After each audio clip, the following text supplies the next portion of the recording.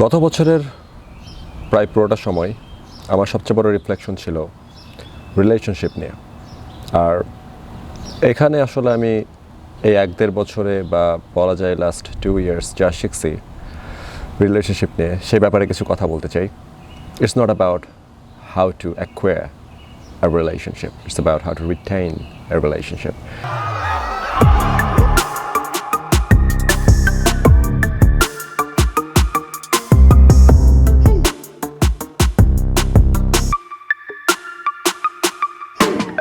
কেন একটা প্রেম হওয়ার পরে কোনো ধরনের ইস্যুস ক্রিয়েট হতে পারে, কেন একটা রিলেশনশিপ খুবই সুন্দর চাইতেছে for months, like months after months, কারোর জন্য হয়তো ইয়ার আফটার ইয়ার খুবই সুন্দর মতো সব কিছু যাচ্ছে, এরপরে সামথিং ইজ হ্যাপেনিং অ্যান্ড তারপরে মনে হচ্ছে যে আসলে সব কিছু আর ঠিক নাই for some stupid reasons. And দূর থেকে দেখলে মনে হয় যে কেউ বলতে পারে যে স্পার্ক চলে গেছে or something, but I don't think so এই জায়গাতে আসলে ফাইন্ডিংয়ের কিছু ব্যাপার আছে যে আসলে কখন মনে হতে পারে যে স্পার্ক চলে গেছে। তো যেটা খেয়াল করে দেখছি যে মানুষ সবসময় দেখা যায় যে একটা রিলেশনশিপের মধ্যে ইদার একজন আরেকজনকে চেস করে, অথবা দুইজনকে চেস করতেছিল অ্যান্ড আদার অ্যাসপেক্টসের কারণে হয়তো একটু সময় লাগছে, but eventually they are together.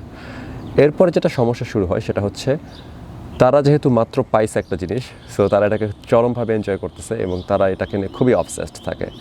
And after a few weeks or few months life happens, and তখন দেখা যায় যে আসলে যখন লাইফের অন্যান্য জিনিস চলে আসছে, তখন আমরা যেটা করি, আমরা মনে করি যে আচ্ছা আমরা তো আসলে আমাদের অমুক জিনিসটাকে সলভ করে ফেলছি, যেটা ছিল হয়তো কারো একজনের লাভ অথবা সামথিং এলস, রিলেশনশিপটা পর্যন্ত যাওয়া আর কি। সেখানে যাওয়ার পরে তারা মনে করে যে আচ্ছা ঠিক আছে, এখন তো এই জিনিসটা হয়ে গেছে, সো আমাদের আসলে এখানে আর কাজ করার কিছু নাই। অ্যান্ড এইখানে প্রবলেমটা শুরু হয় বেসিক্যালি যে আপনি আসলে আপনার লাইফের মধ্যে অন্যান্য জিনিস আসতে দিচ্ছেন, যেটা আসলে আপনার রিলেশনশিপকে ছাড়াই চলে যাচ্ছে আর কি, মানে প্রায়োরিটিতে এটা উপরে চলে যাচ্ছে। কারণ আপনি তো জানেন যে আমরা সাধারণত যেটা করি আর কি, সাধারণ সময়ে আমরা চেষ্টা করি যেটা অলরেডি সেফ একটা জায়গাতে আছে সেটাকে নিয়ে কাজ কম করতে। যেমন ধরা যাক যে আপনার জব যখন একটা সেফ জায়গাতে আছে, আপনি অফকোর্স জবের জন্য এক্সট্রা এফোর্ট দিতেছেন না, কারণ আপনার মনে হচ্ছে যে এটা তো জাস্ট জায়গা মতন আছে অ্যান্ড রিটেইন করতে এটাকে খুব একটা কিছু করতে হবে না। একই রকমভাবে যখন রিলেশনশিপ আপনি শুরু করছেন কারোর সাথে অ্যান্ড তারপর একটা পর্যায়ে পার হয়ে গেছে, তখন আপনার মনে হতে পারে যে ওকে, এটা তো আসলে ঠিক মতন চলতেছে, তাহলে এখানে আসলে আর টাইম আর এফোর্ট দেওয়ার কিছু নাই। এখানে প্রবলেম হচ্ছে যে আমাদের যে জায়গাতে আমরা ভুলটা করি যে সবসময় রিলেশনশিপ নষ্ট হয় অথবা ঠিক আগের ফ্লোতে থাকে না অথবা স্পার্ক চলে যায়, তার কারণ হচ্ছে অন্য মেয়ে অথবা অন্য ছেলে, এরকম জিনিসটা মানুষ মনে করে। কিন্তু আমার মনে হয় যে এটা ডিফারেন্ট। মানুষের রিলেশনশিপের স্পার্ক চলে যায়, তার কারণ হচ্ছে ডিস্ট্র্যাকশন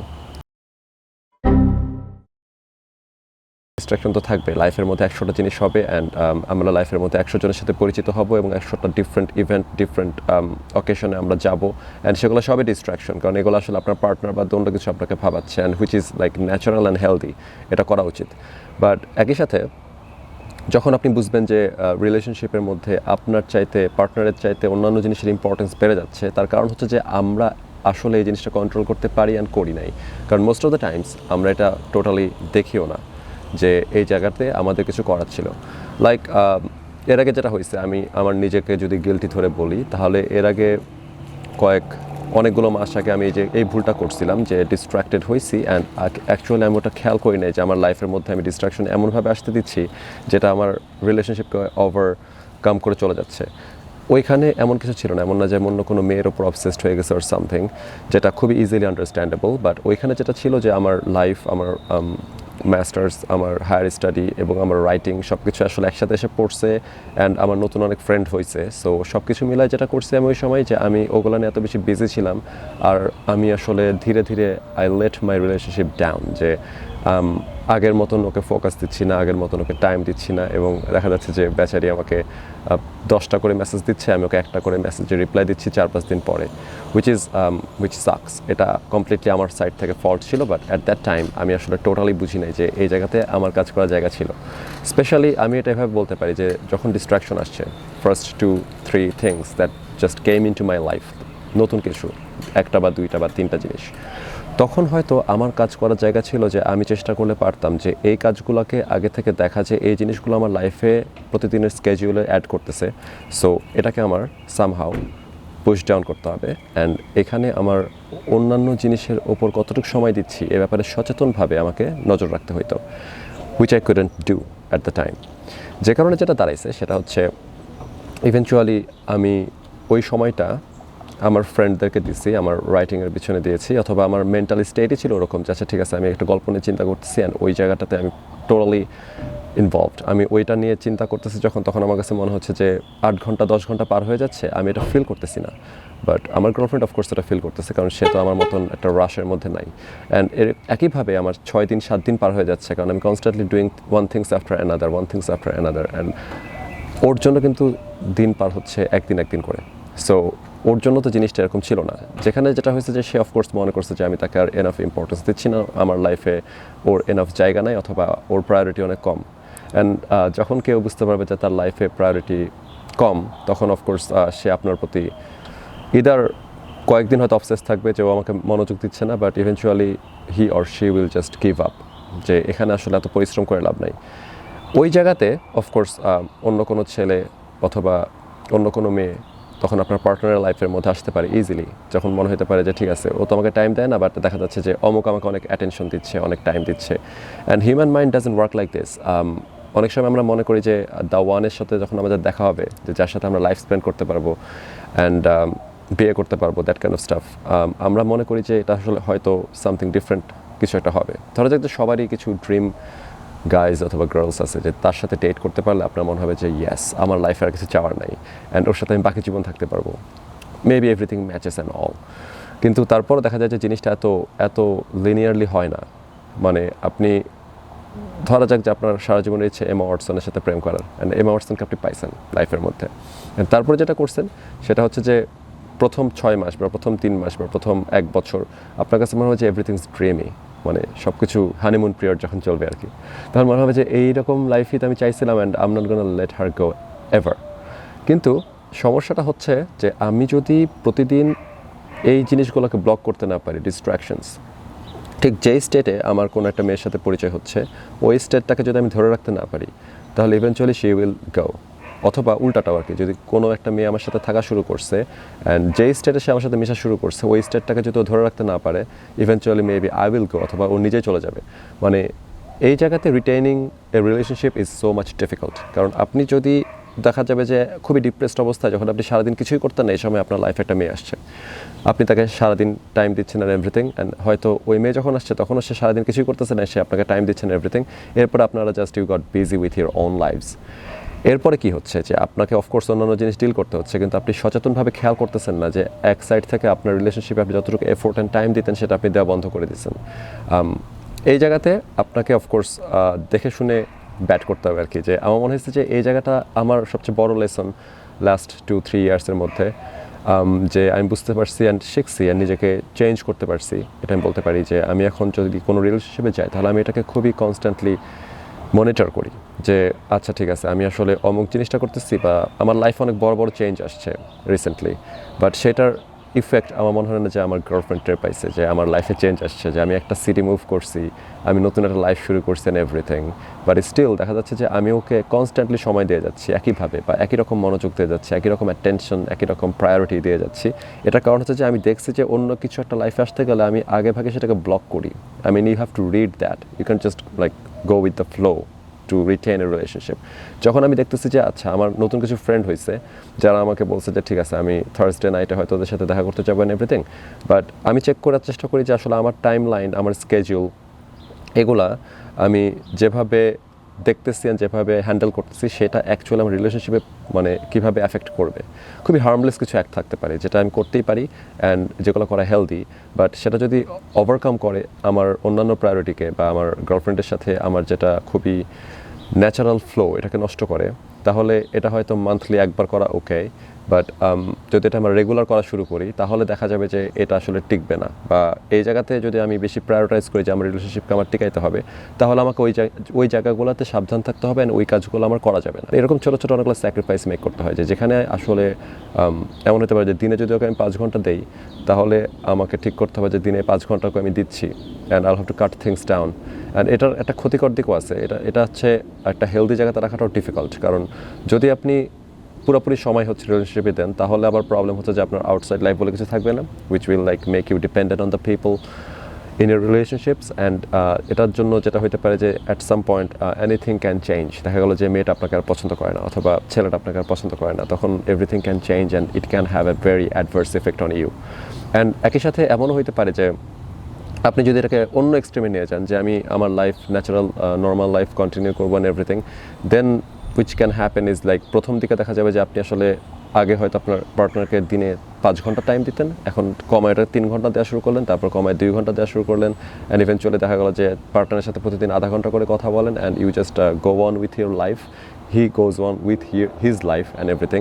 বাট 6 মাস পরে দেখা যাবে যে আপনারা মনে করবেন যে আমরা ডিট্যাচড, আমরা ডিস্ট্যান্ট, আমাদের মধ্যে আগের স্পার্ক নাই। কারণ হচ্ছে যে আপনি আপনার লাইফের মধ্যে জিনিস আসতে দিচ্ছেন যেগুলো হয়তো ফান, এক্সাইটিং অ্যান্ড অনেক সোশ্যাল অ্যান্ড এভরিথিং, বাট ওই জিনিসগুলোর কারণে আপনার থেকে আমার পার্টনার ডিস্টেন্স ক্রিয়েট হয়েছে। অ্যান্ড এই জায়গাগুলোতে আমাদের কিছু চয়েস আছে। মানে আমি যেটা করা শিখছি গত 2-3 বছর ধরে, I effectively choose not to do a lot of things, যাতে করে এটার ইফেক্ট আমার রিলেশনশিপের মধ্যে না আসেন। And the goal is to the way I was use to love the person, আমাকে ওই জায়গাতে থাকতে হবে। মানে যদি আমি ডে 1-এ ওর জন্য 100-তে 100 লাভ ফিল করতেছি বা 100 প্রায়োরিটি ফিল করতেছি, এটাকে ওখানে ধরে রাখতে হবে after like 6 months or 6 years or 60 years, যদি আমার সাথে সারা জীবন থাকতে চাই।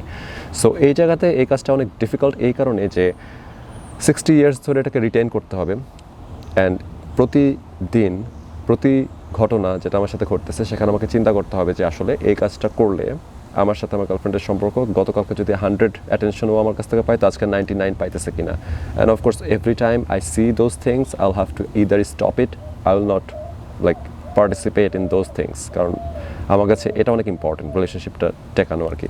অ্যান্ড যদি দেখা যায় যে এটা আনঅ্যাভয়েডেবল, দেখা গেলো জব অথবা অন্য কোনো stuff, then I will have to open up and communicate with her properly, like যে আচ্ছা ঠিক আছে, আমাকে এই জিনিসটা এরকম করতেই হবে, এখানে 6 ঘন্টা আমাকে দিতেই হচ্ছে, ওখানে 8 ঘন্টা দিতেই হচ্ছে or something. So we have to talk about it, যাতে করে ওর মনে না হয় যে আমি পারতাম এটাকে অ্যাভয়েড করতে, বাট করতেছি না।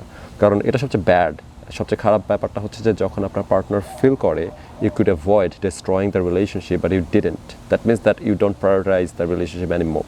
সো এইরকম জায়গাতে গেলে আসলে খুব ডিফিকাল্ট এটাকে রিটেন করা বা আবার আগের জায়গাতে ফিরাই নিয়ে আসা। আর এখানে একটা ছোট্ট নোট রেখে যেতে হবে অ্যাট দ্য ভেরি এন্ড, কারণ this can be misleading for some people. Like আপনি বলতে পারেন যে উইল দ্যাট মিন যে আমার লাইফে আমি কোনো কিছু করবো না, জাস্ট রিলেশনশিপ মেনটেন করবো, which should not be the case.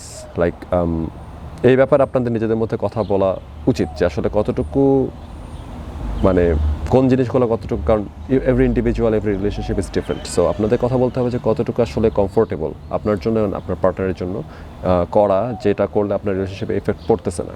কারণ মানুষ যেভাবে জিনিসটাকে দেখা যায়, যতক্ষণ পর্যন্ত ফান অ্যান্ড যতক্ষণ পর্যন্ত আমরা মানে কোনো কিছু না করে কমফোর্টেবল, ততক্ষণ পর্যন্ত রিলেশনশিপে থাকা উচিত, which will make it eventually die, মানে within a year or within 2 years or sometimes it's 5 years, because depends on how boring your life is. If your lives are too boring, যে আপনাদের দুইজনেরই life অনেক boring, আপনাদের লাইফে কিছু নাই, you just go to the same place for work, you just come back, you do the kind of similar things, maybe it will last 5 years without like the sparks will be there some kind of. কিন্তু যদি আপনাদের life অনেক interesting হয়, তাহলে দেখা যাবে যে it can be like 2 weeks, যেখানে আপনারা প্রতিদিন নতুন পিপলের সাথে দেখা করতেছেন, প্রতিদিন নতুন জিনিস করতেছেন, বা প্রতিদিন আপনি নতুন কাইন্ড অফ এক্সপোজার পাইতেছেন, নতুন সিচুয়েশন, নতুন পিপল, নতুন এনভায়রনমেন্ট, নতুন অপরচুনিটির মধ্যে, সেখানে ইট উইল বি ফাস্টার যে আপনার problems and other things might have started, which kind of basically আমার অন্যান্য রিলেশনশিপ না টেকার পেছনে একটা গুরুত্বপূর্ণ কারণ ছিল যে I was in a lot of things and this things would just kind of block my schedule very fast. মানে আমি কিছু বুঝে ওঠার আগে দেখা যাচ্ছে যে আমার আসলে 10টা কাজ করতে হবে, অ্যান্ড এগুলো করতে থাকলে আমার আগামী 12 দিনের মধ্যে আমার মনে হবে যে একদিন পার হয়েছে, constantly doing something kind of situation. তো এই জায়গাতে তো আমার পার্টনারের ক্ষেত্রে তো 12 দিন পার হইতেছে না, একদিন পার হইতেছে না 12 দিনে, ওর 12 দিনে 12 দিন পার হইতেছে। So I didn't see them before, যে আসলে এখানে আমি যেভাবে ইনভলভ হয়ে যাইতেছি সেটা অ্যাকচুয়ালি ওর জন্য কী করতেছে। সো এখন আমাকে কনস্ট্যান্টলি দেখতে হয় না, I have to block them, every single things I block so I can be more present and I can be more involved into my relationship. So এই জিনিসগুলা বলতেছে এই কারণে যে আপনি বলতে পারেন যে আচ্ছা তাহলে কি আপনার নিজের লাইফকে আপনি অনেকটা আনহেলদি জায়গাতে নিয়ে গেছেন, যে আপনি আরও 10টা জায়গাতে ঘুরতে যেতে পারতেন and ঘুরতেছেন না, বা 10টা জিনিস করতে পারতেন যেগুলো করতেছেন না কারণ আপনি আপনার রিলেশনশিপে টাইম দিচ্ছেন, which is kind of true, যে আমি অনেক সময় এগুলো করতেছি যাতে হচ্ছে আমি রিলেশনশিপে বেশি টাইম দিতে পারি। Are the thing is I have to do it every day. যদি আমি চাই যে এটা সেম জায়গাতে থাকুক, আমার ফিলিংস, আমার পার্টনারের ফিলিংস তার ব্যাপার, সো ওইটা আমি কন্ট্রোল করতে পারবো না, ওটা আমি অ্যাকচুয়ালি মনিটর করতে পারবো না, বাট আমার ফিলিংসকে যদি একই জায়গাতে রাখতে হয় তাহলে আমাকে সময় বের করতে হবে, আমাকে এটা নিয়ে প্রতিদিন কাজ করতে হবে।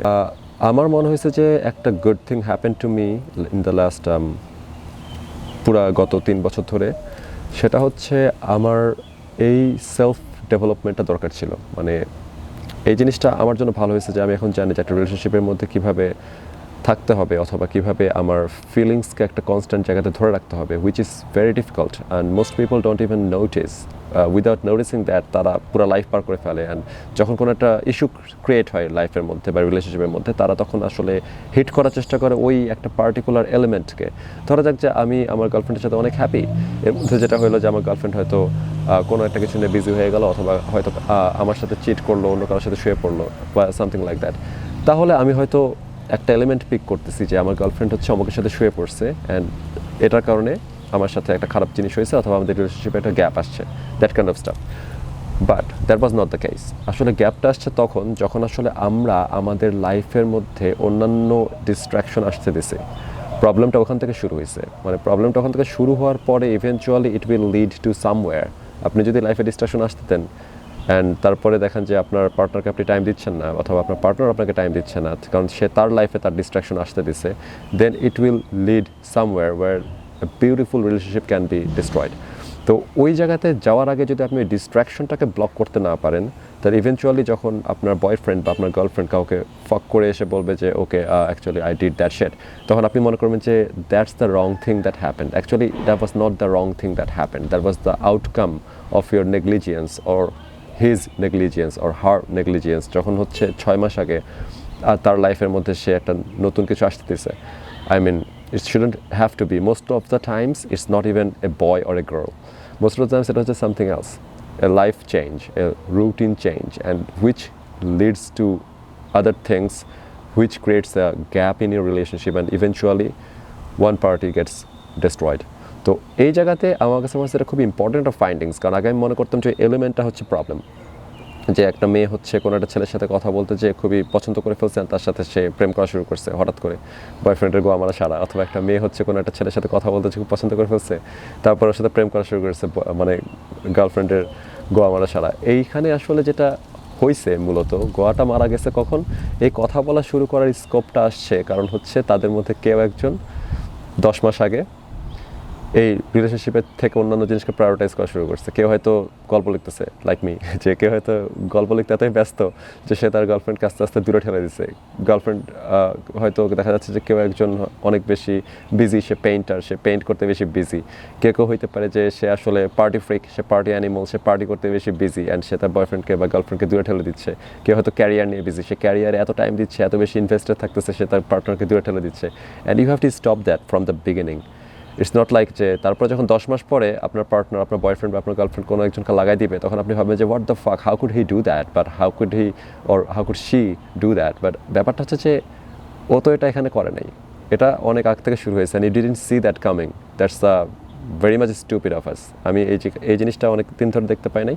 And fortunately I just found this new life lessons গত 2 বছরে, মূলত কথা অলমোস্ট 3 বছর ধরে, যেটা অ্যাকচুয়ালি আমার কাছে মনে হয়েছে যে আমাকে এটা হেল্প করবে ইন দ্য ফিউচার।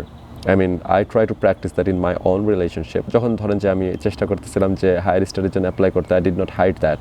আমি যখন বিসিএসের জন্য পরীক্ষা দিচ্ছিলাম, I did not hide that, যে আমি বিসিএসের জন্য পরীক্ষা দিচ্ছি, আমি আসলে আমেরিকায় যাওয়ার চেষ্টা করতেছি, অ্যাপ্লাই করতেছি।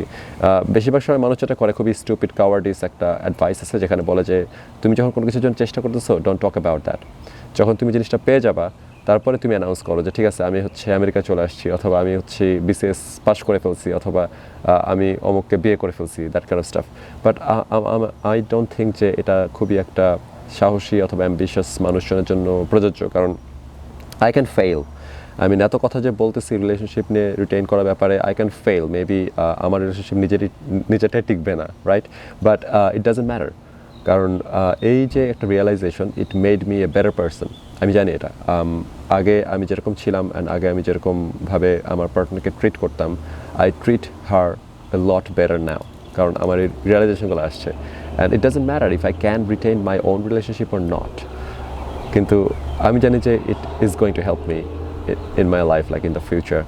আর আমার মনে হয় যে এটা আসলে সবাইকে হেল্প করতে পারে। আর এই কথাগুলো আমি বলতেছি এই কারণে যে ইটস বিন এ ওয়াইল, যে আমি মোস্টলি রিলেশনশিপ এটসেট্রা নিয়ে অনেক জিনিস বোঝার চেষ্টা করছি, মানে in my head reading articles and watching other people's lives, that kind of stuff, but আমি চেষ্টা করছি বোঝার যে আসলে হচ্ছেটা কি, বা এক্স্যাক্টলি কী করলে কোন জায়গাতে ঠিক মতন করা যায়। কারণ আমার একটা রিগ্রেট ছিল, আমার 2022 সালে আমি একটা রিলেশনশিপ ভাঙছে আমার, যেটা completely my fault, and I had that regret যে I couldn't treat her better, so this time I didn't want to, like, এরপর থেকে আমি কখনো চাই না যে আমার লাইফে আমার জন্য একটা রিলেশনশিপ নষ্ট হোক, বা আমার নেগলিজেন্সের কারণে একটা কিছু নষ্ট হোক। দ্যাট ডাজন্ট মিন যে it can be there, it can also be me. এমন না যে আমি এভাবে চিন্তা করতেছি বলে আমি নিজে কিছু ভুল করতে পারবো না, but this kind of things I think everybody should look into it. And আমার মনে হয় যে যদি আপনার পার্টনারকে আপনি এটা বলতে পারেন, যে আপনার পার্টনারকে ভিডিও শেয়ার করতে পারেন অ্যান্ড নিজেদের মধ্যে ডিসকাস করতে পারেন, কারণ মোস্ট অফ দ্য টাইমস এটা কাইন্ড অফ আমরা ওভারলুক করে চলে যাই, কারণ আমাদের মনে হয় যে আমাদের ম্যাক্সিমাম ফ্রিডম আমাদেরকে টুগেদারনেসে হ্যাপি রাখতেছে। এখানে আপনাকে আরও একটা জিনিস ম্যাক্সিমাইজ করতে হবে, সেটা হচ্ছে ঠিক কতটুকু আপনার লাইফে আপনি অ্যালাউ করতে পারবেন উইদাউট ডিস্ট্রয়িং ইউর রিলেশনশিপ। সেটা হতে পারে আপনার হবিজ, সেটা হতে পারে আপনার ওয়ার্ক, আপনার ক্যারিয়ার, আপনার friends, and everything can be a destruction, and there is no such thing as the perfect relationship যেখানে আসলে আপনাকে কিছু না করলেও 10 বছর 20 বছর 30 বছর it's just going good. If you are not doing anything special, there's a good chance that your partner is doing something special, and even যদি কেউই কোনো স্পেশাল কিছু না করেন, স্টিল এটা টিকে থাকে অনেক লম্বা সময়, then there could be a chance যে আপনাদের লাইফ অনেক boring and you can just skip the video. But anyhow, I think it could help a lot of people who are going through some issues in their relationships, and you can share it with your partner. Thank you. আবার কথা হবে সামনে।